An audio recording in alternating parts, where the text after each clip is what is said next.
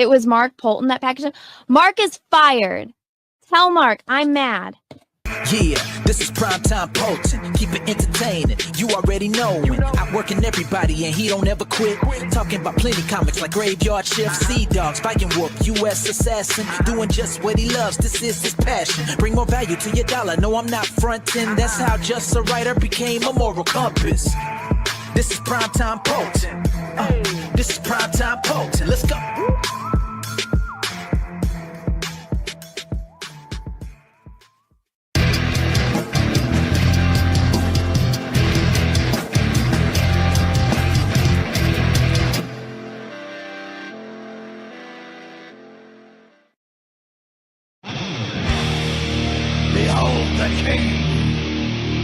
The King of Kings. On your knees, dog.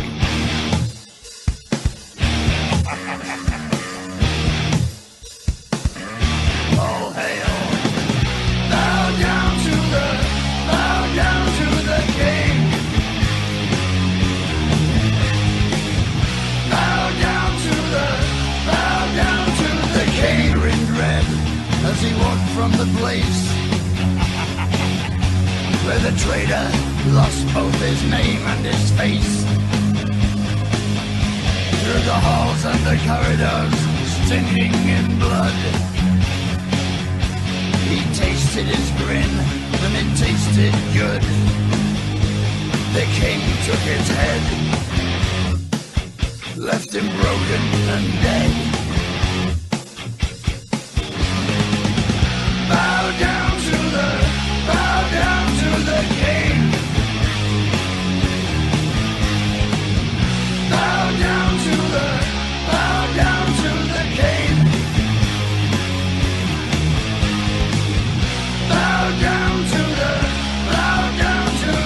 Left none living, none able to tell.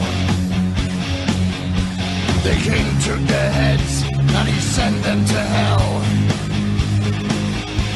Their screams echo loud in the place of their death. Ripped open they die with their final breath. They hail the King of Kings. Bow down to the king. Bow down to the king.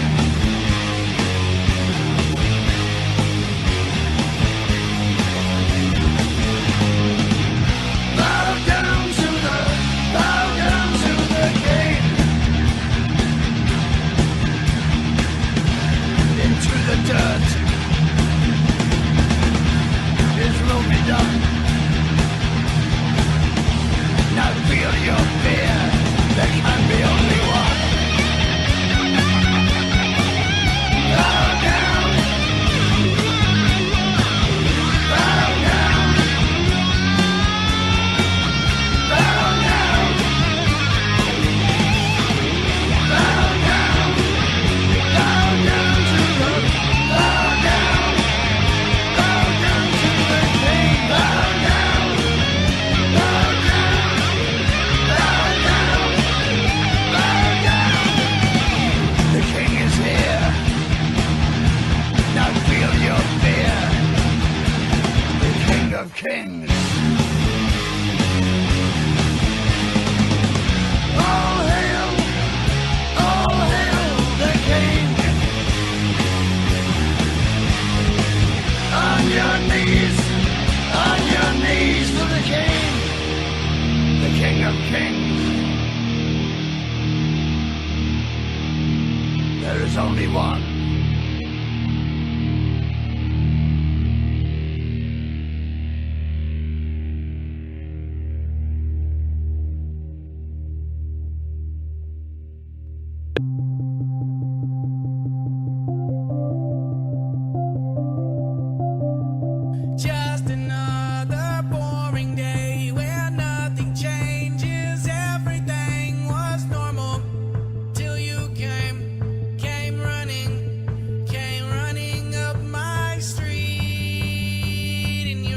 so fast. I was taken by the flash.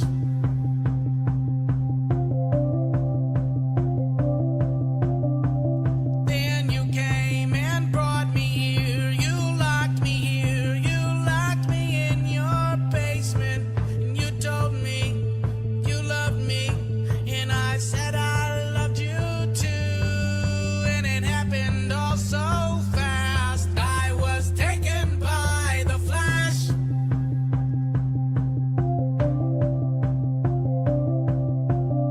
'Cause Flash, I know you know that you're the fastest man I know.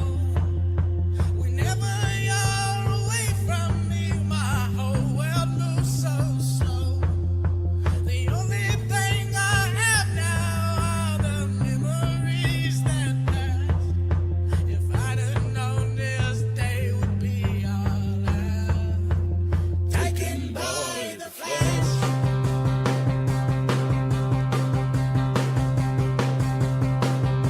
My mother and my father, they both warned me when they said you were unstable.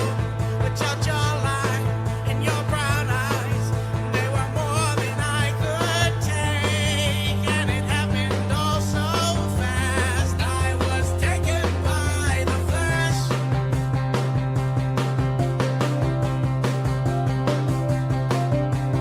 'Now we both gone missing and we're kissing till the police come to find us.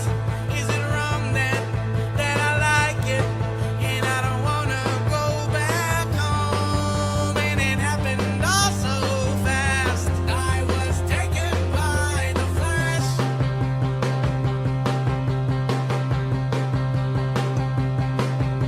'Cause Flash, I know you know that you're the fastest man I know. Whenever you're away from me, my whole world moves so slow. The only thing I have now are the memories that pass. If I'd have known this day would be our last. Taken by the flash.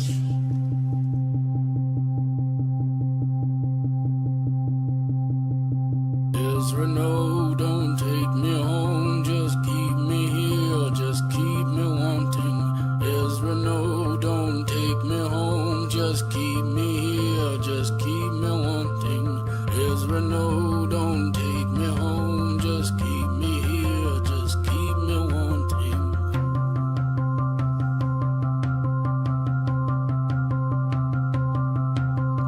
Ezra, no, don't take me home. Just keep me here, just keep me wanting. Ezra, no, don't take me home. Just keep me here, just keep me wanting.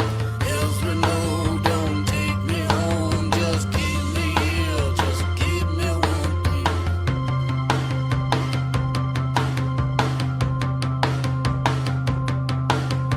Ezra, no, don't take me home. Just keep me here, just keep me wanting.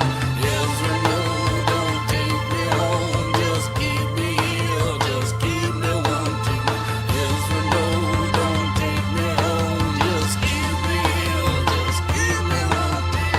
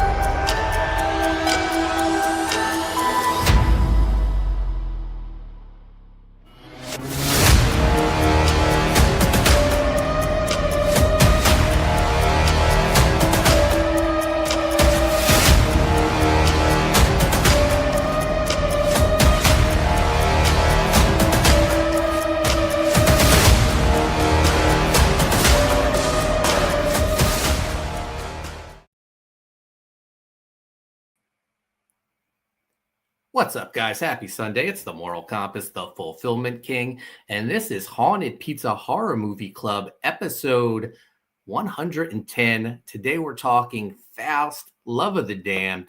Joining me, my co-host, you know who it is. Dexter Weeks, the secret weapon in the game with a pencil in his hand. He's carving out his name. Hawaiian Heat, the bad man with the ink, drawing worlds where heroes clash and villains sink. Haunted pieces pride, he's the one we need. Making magic on the page, planting every seed. Batman with the... Let's welcome Dexter Weeks to the show. Here we go. There he is. Don't tell me it's the new setup, right? It's still not used to it, man. How you been this weekend, Dex? Oh man, I've been busy. It's been a beautiful weekend. You know, it's summertime here in New Jersey, of course, all in the high 80s and stuff. But yeah, it's been busy. You know, went to a hockey game and Devils game on Saturday, and convention today. So it was a lot of fun. So nice. Do you regret closing the pool? No, nobody was going in it anyway. Yeah. They only go in it when it's like 90 plus, you know what I mean? So, but yeah. Gotcha. We got a big show today. We're talking Faust, Love of the Damned. We may have a special guest joining us. Yeah. But we also have our co-host joining us as well. Let's bring him on. He's the king, the ruler of this art scene. Mark Yuzna name, living the dream. With every punch, he's raising the bar. In a world of art, he's the brightest star. Let's welcome Mark Yoon to the show. What's up, Mark? What is going on? The universe. Yeah. Yes. And guys, this may be a first. Well, it happened the early days of the horror movie show. Enrico usually can't make the show, so he sends one of his friends, A little special guest. Yeah. Yeah, one of his friends, one of his special guests. Jizzy Bells or Little Body, of course, everyone's favorite Little Body. But Enrico's schedule actually worked out. He can join us this week. All right. In the shadows where the secrets dwell, Enrico paints with strokes that cast a spell. His brushes whisper tales of dark delight. In haunted echoes he ignites the night. Master of illusion. Here he is for the first time on the Haunted Pizza Horror Movie Club, Enrico Botta. Hey, Enrico! Enrico! Oh, hey! How's everybody doing today? All right. He's still aloof though. Yeah. Aloof, you know. Hey, He's here. I'm happy to be here today. It just worked out that I could make it, and I'm super happy. I watched an amazing movie called Faust, Love of the Damned. Yeah. Oh, No, I'm we're excited going to talk to all about talk that. Yeah. Yeah. But, it's going to be a fun show. We may have speaking of special guests, he just joined us. Okay. Dex, would you like to... Yeah, man. Like Mark said, this is a special show. We have a wonderful guest, but let me introduce him. So, Brian Yuzna, he's a Filipino-born writer, director, producer. He's known for his contributions to the horror and science fiction genres, like films like Re-Animator, From Beyond, Bride of the Re-Animator, The Guyver, The Dentist, and the movie we're going to discuss today, Faust. So he's also recognized for directing cult classics such as Society and Return of the Living Dead 3. So we're really excited to have with us today the one, the only Brian Yuzna. Hello. Hey! What's up, Brian? How you doing How's today? it going? Good. Excellent. Thank you so much for showing up and checking us out, man. We really appreciate it. My pleasure. Yeah, man. So, basically, we'll get it started off with. I was wondering if you could, tell us about a little bit how you started in the industry and what inspired you to become, the person you are today. I don't know what inspired me to. I think I became who I am out of pure bumping into walls and acting. I love it. I don't think I ever had a clear idea of how life could even go. Sure. Yeah. I was a fan, a movie fan, like most everybody I know, growing up. Of course, movies were a little different when I was growing up because, well, first of all, I actually, believe it or not, I didn't have television when I was a kid. I grew up in the third world, and mainly I went to grammar school in Panama. Oh, wow. And back then, this is the 50s, they didn't have television down there. Right. And but they had radio. We listened to the radio, and we went to the movies. And I very early on became a horror fan after having been totally nauseated by a horror movie called The Atom Brain. Oh yeah. And then I saw a few more that were pretty impactful. By that I mean made it so that I couldn't sleep at night. One was The Seventh Voyage of Sinbad. Absolutely, yes. And then I started getting it, as I got a little older, it was the William Castle movies, like the House on Haunted Hill and right, The Tingler and all that. Were you able to see them like in the theater? Didn't they have like? Yeah, because there was no other way to see them. Well, true. Actually, I must say, I think my first introduction to horror, horror and fantasy are kind of, fantasy is horror with brighter lights and a good ending. Right. Yeah. But they're fantastic. Mm-hmm. But the first time I got exposed to horror fantasy was with comic books. Mm-hmm. When I was just a little kid, I remember getting somebody giving me money and buying a comic book, and it was a horror comic. Right. And it was just weird, weird stuff. And so I read horror. I was a big comic book guy. I collected comic books.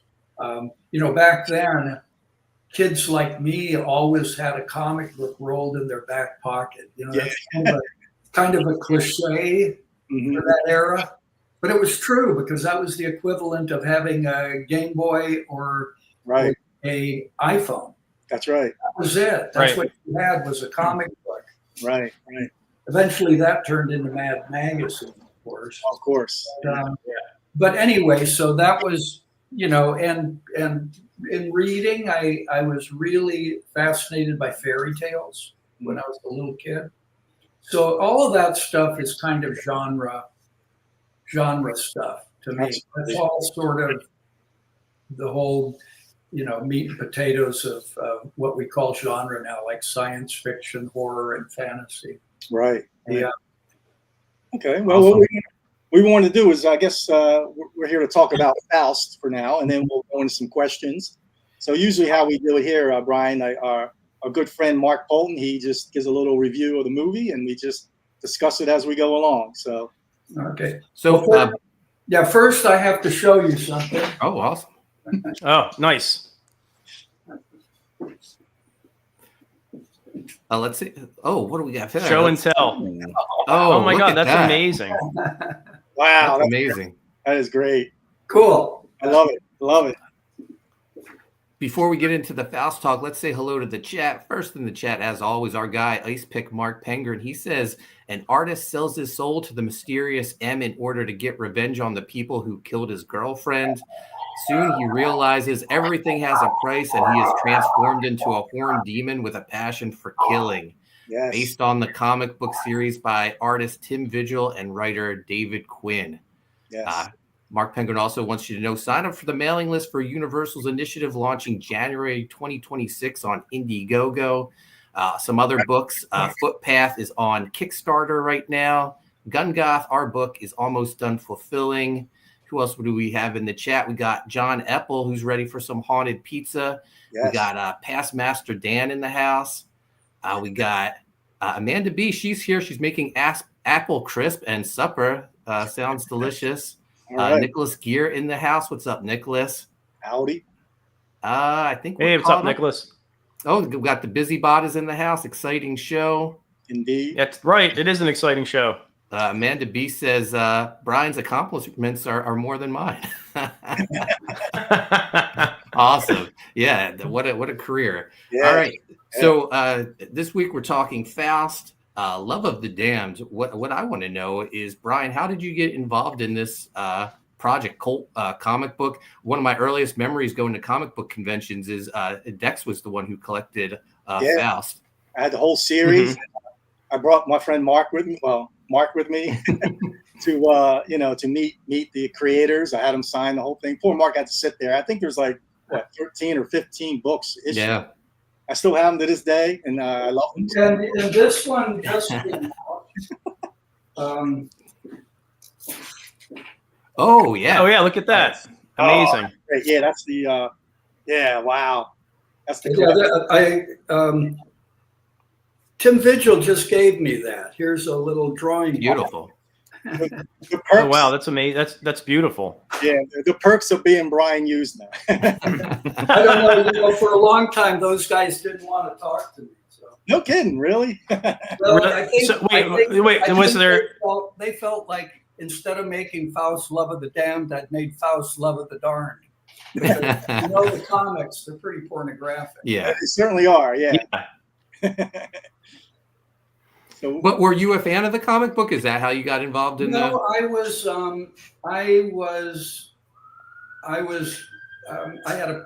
making movies, and a friend of mine had talked to the creators and gotten the right. He was interested in adapting it to a movie. His name.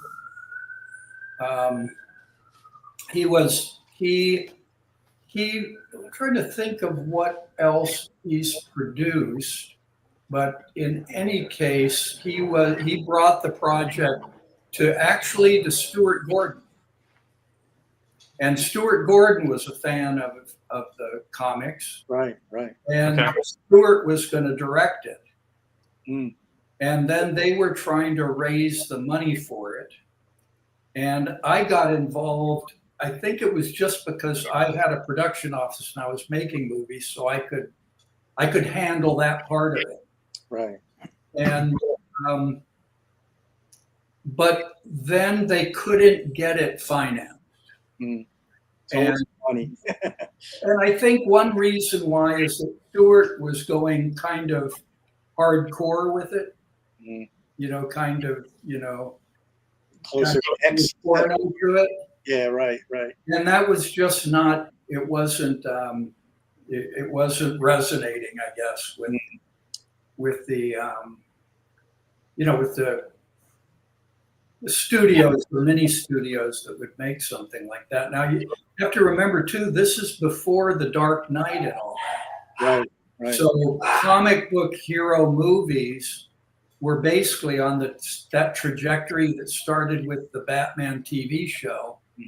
And went through, everything, the Superman. And the whole big thing was, wow, he's green screen in the middle of the air, The original Fantastic Four that Roger Corman produced. I don't know if you ever saw that. Yeah, absolutely. Yeah, absolutely. It's a good one. But then, of course, we had Tim Burton, who made Batman. But, that was a different style of comic book movie, and that was the world that this was developed in. So it was, it wouldn't have been. Of course, it wasn't when we made it, because it was just before that, when CGI got to the point where they could do a lot. Yeah. And then you got to work with what? Screaming Mad George helped with the effects? When I did, I used to always bring him in on everything. We just awesome to work together. But anyway, what happened is they didn't get the financing. And then shortly thereafter, I got this deal in Barcelona, Spain, to make a line of movies there that I called the Fantastic Factory. Oh, well, right. So they wanted to make movies in Barcelona that we could sell to the rest of the world. You know, not making them Spanish movies, Right. and but not bringing over everybody from the States, doing it there. Sure. Yeah. And so when we started that, I needed a bunch of titles. I needed a bunch of projects to take to the market to make a deal for North America. Mm. And so I took 4 of them. One was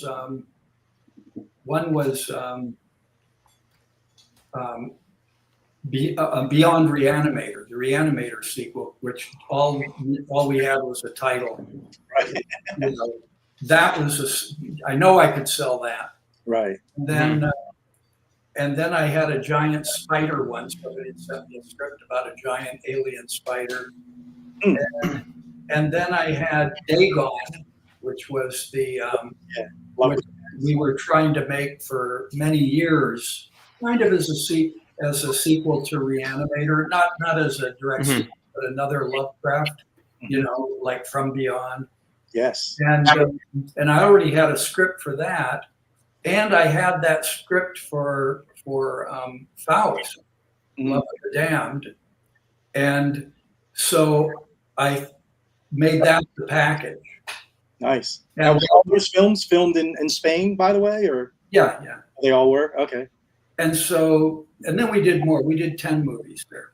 And and so then I called Stuart up and told him, look, there's 2 projects here that you've been involved in, Dagon and Faust. Which one do you want to do? Mm. And at that point, I think he thought, well, I'll do Dagon. Right. And then I said, okay, then I'll do Faust. And then so then we did make the deal with the company that's now Lionsgate. It was Trimark at that time, but who had produced I'd worked with them on 3 movies. One was Warlock 2, I think, and one was Return of the Living Dead 3. Yes. And then The Dentist 1 and 2. Mm-hmm. And so I knew them real well, and so once I presented them the package, told them that, you know, they made a deal to buy them. That's great. And so then we could go forward with the movies. And so I decided that it was going to be really tricky shooting in Barcelona because the whole crew would be Spanish. Matter of fact, they're Catalan, not even Spanish, right? Catalan. Right. And then I was going to have to use actors from there in situations, but I didn't want it to look like a Spanish movie, is what it was. Mm-hmm. You brought Jeffrey Combs in. All the Spanish actors, you know, I had them kind of speak English, but then I had to get ADR, I had to get revoicers to match their. First, I would let them try to fix it, and then they would match it. I try to keep all their effort and all that. I try to keep it as you know, as real as possible. Right. We're basically dealing with people to whom English is hardly even a second language. Sure. Yeah. And then I needed, you know, so then I thought I would get Screaming Mad George to come over, which was a mixed bag. We didn't get along real well in Spain. Is that so? A lot of Americans don't. Coming over to Europe, they kind of get very nervous or something. I had to use a lot of British actors. Right. Because, you know, in London, people that live in London come to Barcelona like we go to, you know, Juarez or something. Right. Yeah, exactly. You know, it's like running down to Mexico for the weekend. When people from LA go to Spain, it's a big, you have a passport and, you know. Sure. You know, it's a whole different problem. They take a lot of taking care of. But I thought at least I would get Jeffrey Combs to be in it. Yes. And so I sent him the script and said, who do you want to be? Pick a part. Cool guy, right? You wanted to be the cool guy. The lead, of course. Yeah. And then, of course, there was the whole thing about the music. Well, there was no way we were going to be able to afford the James Brown song. Yeah, right. You know, yeah. And I didn't feel. I think if Stewart had directed it, he would have been able to pull off the whole singing thing. Yeah. Right. I didn't have the confidence. I don't think, I don't have those chops. Mm-hmm. And so I wasn't, and we were rushing into it. And I was trying to get the effects done in Barcelona and having to find an effect, actually develop an effects company. It was quite daunting. And the crew, the whole production there, they even their accounting is different there. So it's a big project. And then I was directing it. I probably shouldn't have directed it. I had too much to do already. Yeah. But I was afraid I was trying to bring directors over for these things. I did bring Jack Shoulder. I was going to bring Toby Hooper. Oh, wow. And Stuart Gordon. Well, the thing is it didn't work out that well with the people I brought over. Sure. But anyway, I did the first one. I thought I'll see how this works, and I speak Spanish, so I'm a little more flexible. So it was a real bath of fire making that movie. I can imagine. And then I couldn't get, the James Brown songs was sort of out of our reach, but yeah. But I did get, there was a heavy metal company called Roadrunner Records, mm-hmm. and they handled all these metal bands. And I'm not a metal guy, but I knew that was the kind of music we should have, or I thought that. Yeah. That there should be tunes in it, Yeah, that was a kick-ass killer soundtrack, yeah. Really? Yeah, it was a good soundtrack at the time. Yeah. And they were really great. They said that I could. They sent me like a stack of like CDs, like 60 of them, different bands. Right. And they said, "Hey, pick what you want." And so I just started listening to heavy metal with earphones, of course. You're a Sepultura fan. I live in an apartment building in Spain. Right. Then I discovered the truth about heavy metal, which was that it only works if it's really, really, really loud.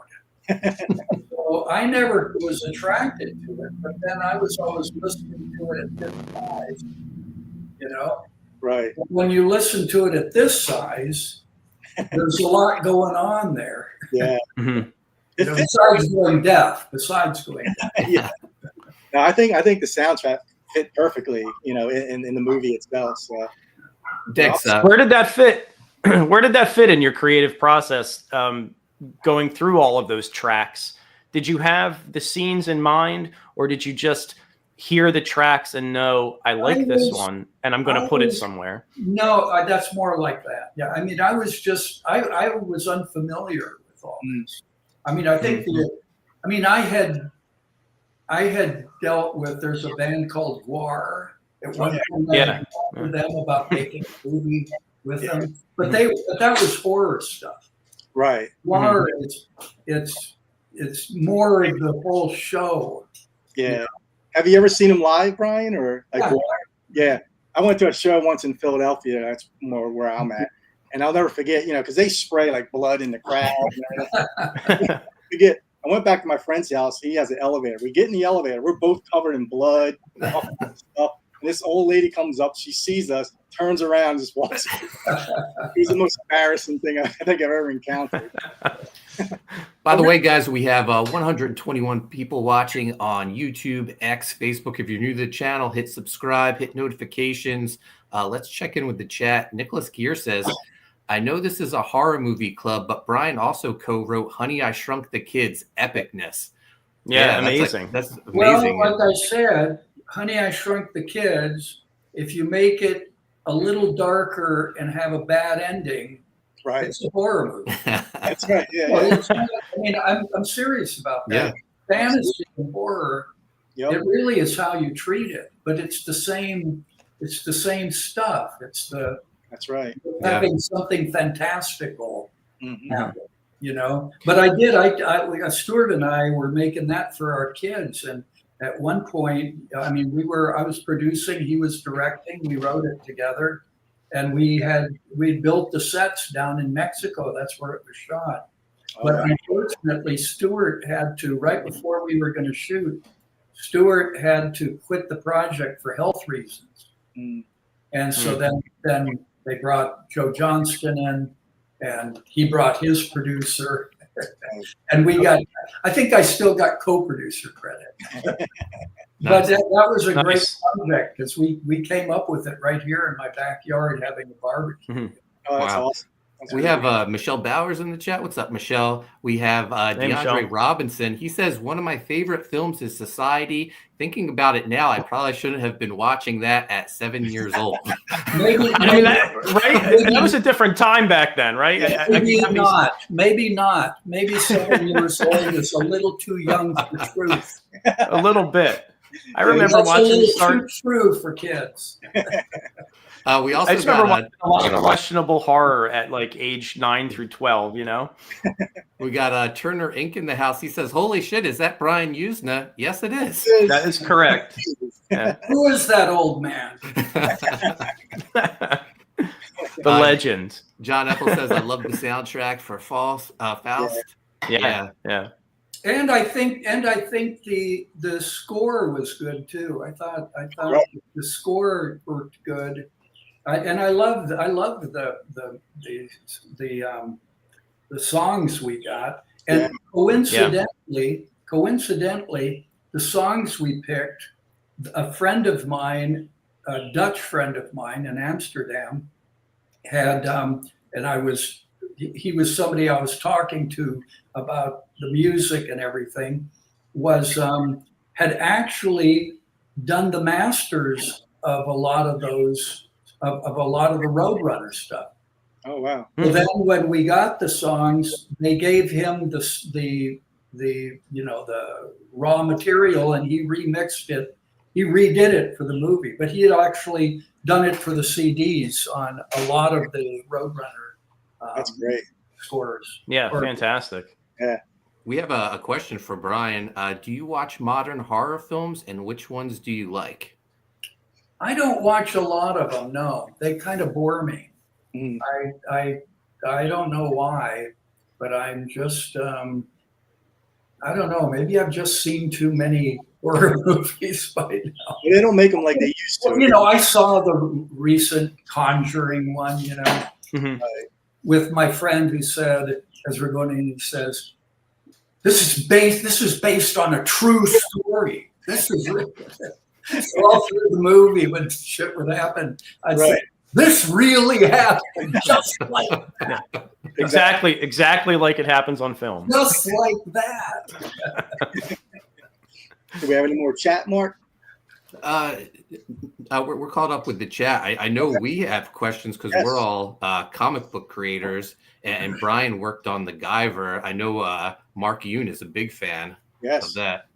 What do you got? I wanted to ask if you're like into any anime or manga, because not only did you do Guyver, but he also produced Crying Freeman, which like a lot of people don't know.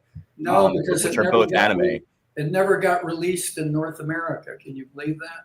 Wow, is that so? And it's a good movie. Christoph Gans' first feature. Mm.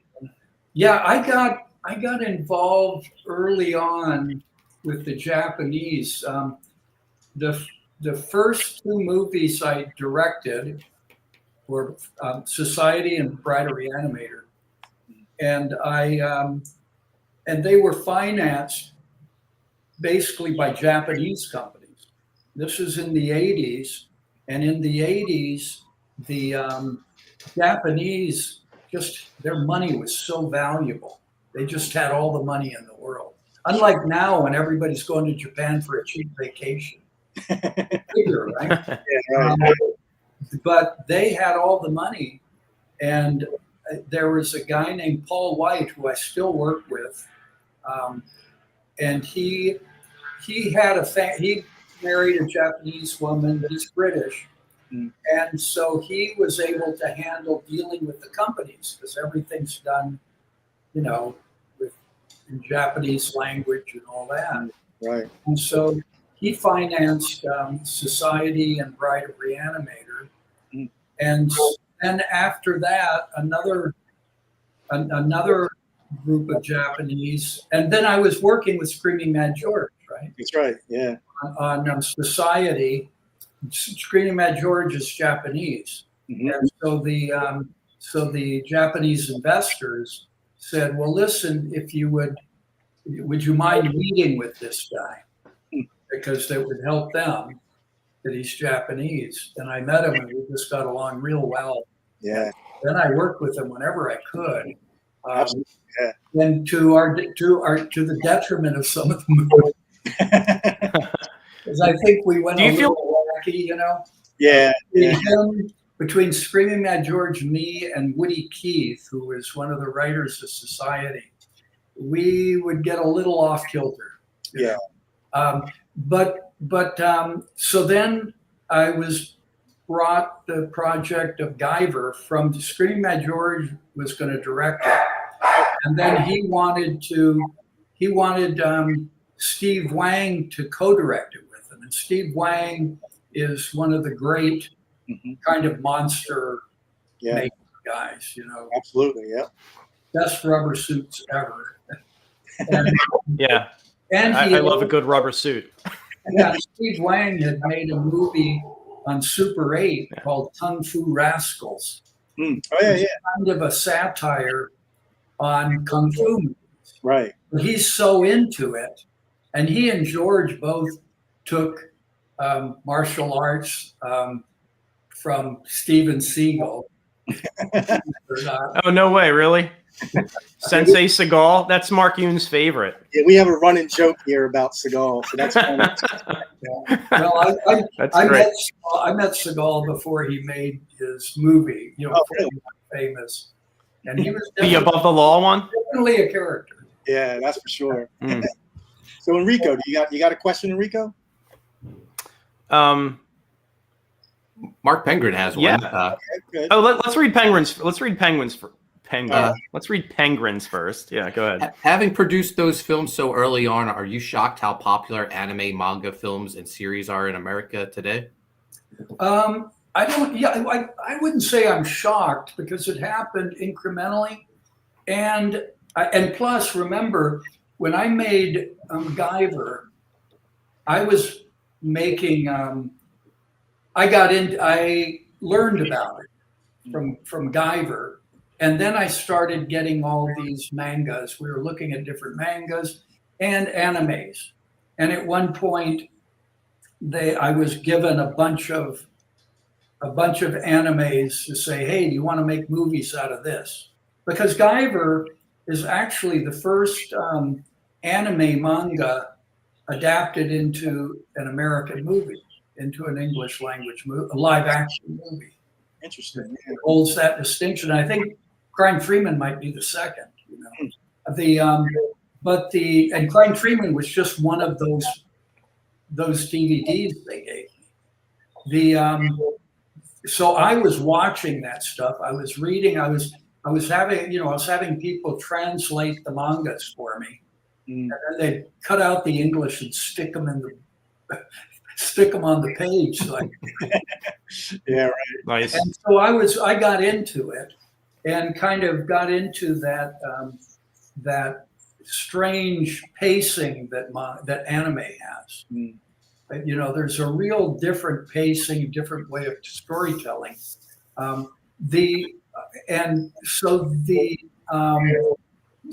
when they started getting a bit more, more popular. At one point, I put a lot of time into developing. We were going to shoot Devilman, which I think would make a great movie. Yeah.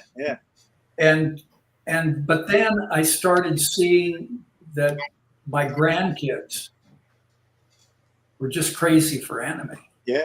And my grandson would come over and I'd have to watch anime with him. You know, Awesome. at Yeah. a horror movie. And so that's why it's not shocking to me, because I saw it happen little by little, and I saw that his group of friends were all anime kids, and you realize, wow, this is really, it's not real pizzazz. It's not, you know, it's not like that Western boom bang boom, but Right. I mean, some of it's pretty far out. Of course, Stewart wanted to make, what was the one, the Lonely Kid or something, the porn one. Stewart Gordon always wanted to adapt those horrible, weird, creepy porn animes. Could have been interesting, though. Could have been interesting. Sono Girl 88 wants to know: is there a Beast of Blood movie in the works? That's Dexter. That's your. Wait a minute now. Wait a minute. I don't know. We'll see, right, Brian? We'll see. You know, I don't know. It's the whole idea was to make the comics so that the movie could be made from it. You know? Right. So well, this thing's really falling apart. There's the Beast of Blood. Oh, look at this thing. Put a fez on him. You know? Yeah.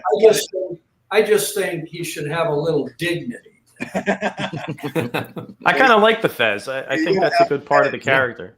That's awesome. It's just awesome. Nicholas Gear says a keto chop. That's referring to Steven Seagal. Yeah, absolutely. And then, of course, we have to. Yes. I mean, this is pretty cool. Yes, it is. Wouldn't you go see this movie? Who wouldn't? You know what I mean? It is, you know? Yeah. Incredible. Beautiful work, you know, just beautiful. Yeah. And that's pretty much how I met Brian. Our friend David Shearing, he's like a producer, asked me and my friend, Steve Spilly to adapt a comic for hopefully, a pitch or so, and we can maybe someday make Beast of Blood. Hopefully it goes through. We'll see. Yeah, well, you guys have done an excellent job. I mean, it's right now it's just going on its kind of on its own. You know, it's all been done through crowdfunding. Correct. Yes. And that's a lot of work, man. Yeah. I'm just the front man. Nothing wrong with that. That's for sure. Man, it's not free money, man, at all. Yeah. It's a whole industry. It's a whole job. Indeed. But I think the good part of this is that you can almost shoot the comic book. Yeah, that's what we wanted to do. You want to do the story, you can shoot the comic book. Absolutely. That's how I'm dying to do it. I have a friend in Bali, in Indonesia, who has a whole movie studio there. Wow.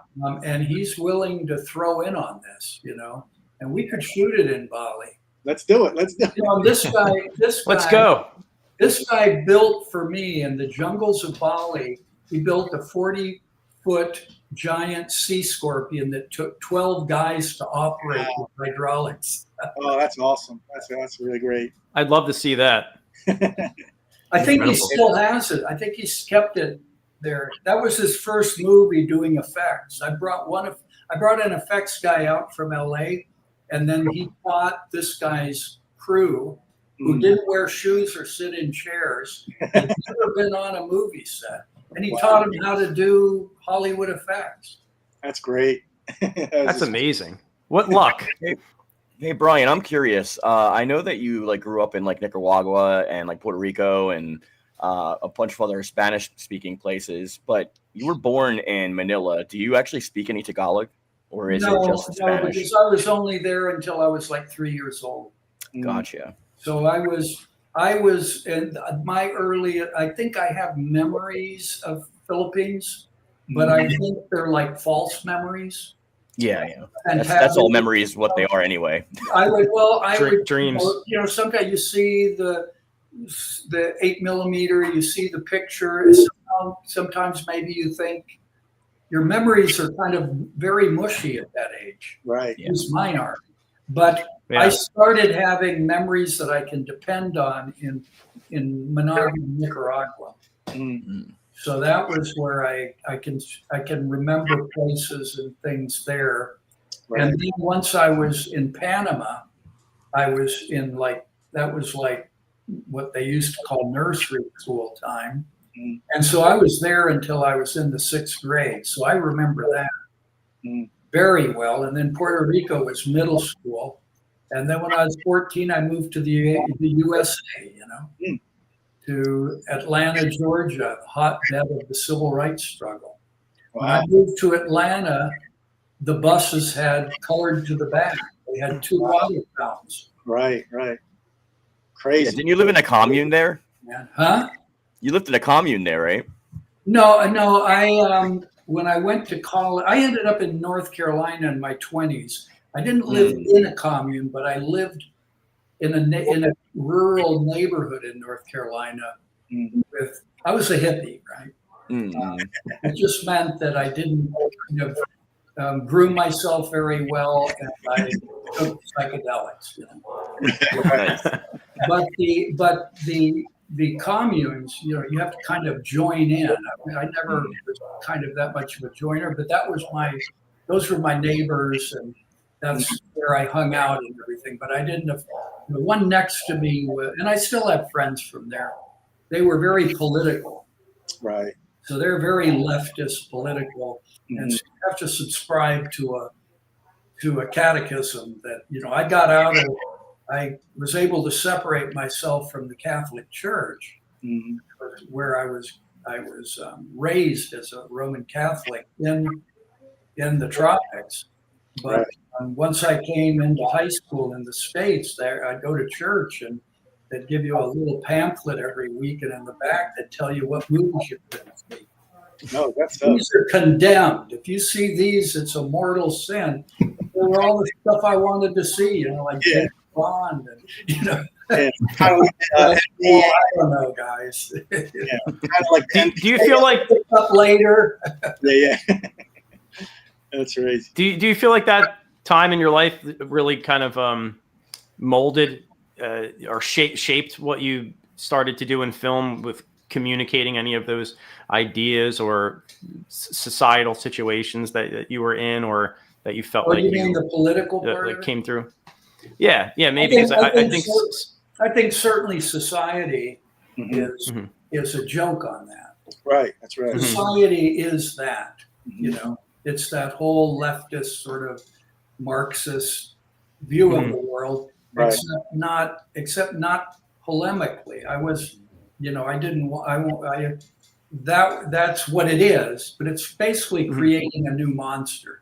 It's just like, did Bram Stoker's vampires somehow reflect the Christian? Yeah, of course. Like the aristocracy at the time, or something like that. Fucking using the cross and holy. It's part of the deal, Is it polemical? No, because if the story isn't polemical, if the story doesn't have a very specific routine that it's laying down, well, it's what creates the situation implicitly. And so societies like that, it's just a fun way to look at it. Look at what's a very clear reality. Right. With a bunch of crazy effects by screaming bad words. I always joke that horror movies are like the most moral movies that you can watch because if you separate the boobs and the blood, like it's like literally don't do any of these bad things or you're going to die in a horrible way in the movie. So it's kind of like a cautionary tale to children, because that's when we watch more kids, right? But I always think it's fun. Well, I think, if I'm not mistaken, didn't you once say horror is the last place you can actually tell the truth about society? Well, it has been at times. I think it's so common now. I mean, it's so pervasive. It used to be on the fringes. When I was growing up, horror, and when I started making movies, horror was kind of one step above porn. Right. It wasn't explicit. It wasn't quite. It wasn't quite respectable, and it didn't get to be respectable until it started having such huge box office Right. and that the generation that grew up watching horror was more familiar with it, right? And so then everybody makes movies that they saw when they were a kid. Right. And so then you kind of were affected by horror movies, and all of a sudden horror is not so out of the ordinary. And plus, after Walking Dead, boy, all bets were off. That was, I mean, that TV show sustained AMC, I think, for quite a while. Sure. So much money there, you can't make it be out of the mainstream. Right. Now everybody does horror because there's a lot of money in it. Sure. And it has, of course, changed it. It's changed it a lot. You know, people who don't really, I don't know. I mean, there's a kind of horror that is, a lot of horror today is just very kind of serious, very kind of, it's not dark horror movie. It's more, you know, it's realistic kind of, and it's also trying to say something real important, as though anybody has anything new important to say. Yeah. Well, whereas for me, it was always more of just pure exploitation fun. That's right. And that's what I like in horror and genre, and a lot of it. It's not that I don't like art movies. I grew up in the 60s. Art movies, the new wave, man, I watched all of that. Bergman and Godard and Sika, and I mean, Fellini. Man, you know, art movies is a whole genre. Yes, and they can be wonderful. They can be great. But sometimes, you know, when they try to be too serious about horror movies, I get the feeling that, I mean, they just get boring to me. Yeah. I think that's why we love Terrifier so much, because it's a return to silliness and zaniness, and it's none all of it of makes that. sense. Yeah, it's just over the top. Yeah. By the way, guys, we have 267 people watching on YouTube, Facebook, X. If you're new to the channel, hit subscribe, hit notifications. We're here every week talking horror movies. Next week, we're actually talking Return of the Living Dead 3, which is another of Brian's films. Brian, do you have any fond memories of working on Return of the Living Dead 3? Yeah, I think the thing about let's look at Faust. The thing about Faust is that it had a lot of effort and enthusiasm. There's a lot going into it, but it was never quite clear how it was going to end up. It was kind of like a big experiment because of stuff didn't work. I'm in Spain. These things very uneven, I would say. Yeah. And then I was trying to do something I wasn't quite buying, because I remember I talked to Stuart Gordon about this. I said, I don't think I can just put a guy in it, because this is back before the Dark Knight, the heyday of comic books, right? Movies. This is before that, and I said, I don't know if I can do this business where all of a sudden the guy's got a cape on with tights. Yeah. And so he said, of course, that's exactly how you do it. Because he could pull that off on stage. I couldn't do it. I couldn't see my way there. So I had to make Faust be kind of like a werewolf or like the Hulk or something, where when he gets upset, his actual skin becomes the costume. Yeah, that was great. I couldn't have him jump into a phone booth, Yeah, exactly. Just me. I couldn't get there. It's not that someone else couldn't have. Certainly Stuart would have pulled it off, and it'd be wonderful. Right. But instead, what I did is I tried to make him more like a Jekyll Hyde or a Do you think that might have come from? Were you thinking about it consciously from your roots in like transformative, like horror, body horror, where you were making the character, morph into this other like demonic character? Absolutely. When when I saw the Universal horror movies when I was young, we didn't see, when we got television, they started showing the old, like Frankenstein versus the Wolfman. Yeah. The stuff that I had only seen pictures of. Right. When I was, at that time, we did see Hammer. Mm-hmm. So Hammer was a whole different thing because Hammer had like red blood and breasts. Yeah. Right. And Universal had nice black and white Gothic type stuff. But whenever the Wolfman would change back and forth, that was my fascination. I wanted to see, I knew it was stop motion. Right. It was time lapse. And they never got it quite straight, Yeah. But that to me was fascinating. That whole idea of the transformation. And one of the real impactful movies of my life, I think when I was 11, Psycho came out. Mm. And I went to see Psycho, and man, that scared the bejesus out of me. I mean, you can imagine how it fucked up my mind. Yeah. Because that was more psychological, right? That got into your mind, right? But it's someone being transformed. That inside you, the fear of Psycho to me. I mean, besides the fact that we hadn't seen that kind of violence, right? Before, I mean, now you look at it, it's nothing, but it was very impactful. Absolutely. But what was scary was this idea to me that inside you may be someone else, something else. Right. And so that's, now maybe in a Christian context, it's the devil, or sure. But that transformation is what really attracted me. That type of thing. There's another old movie called Dr. X. I don't know if you've seen Dr. X.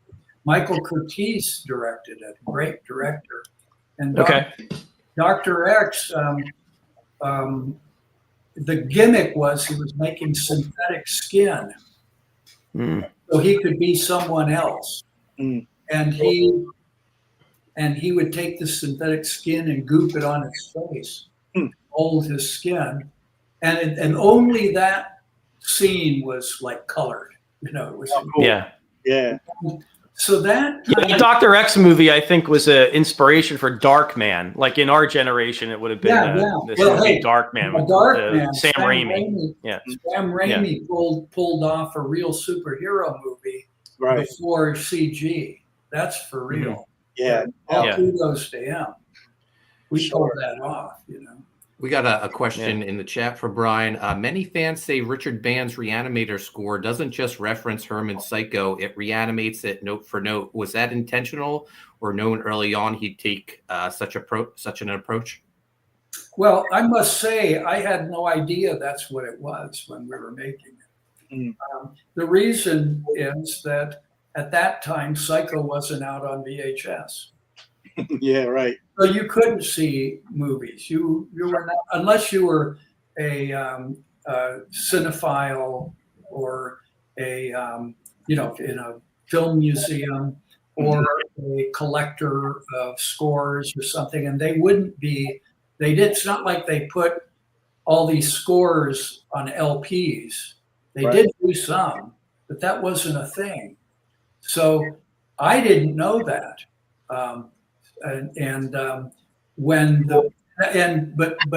But Richard Band did ask me in the credits.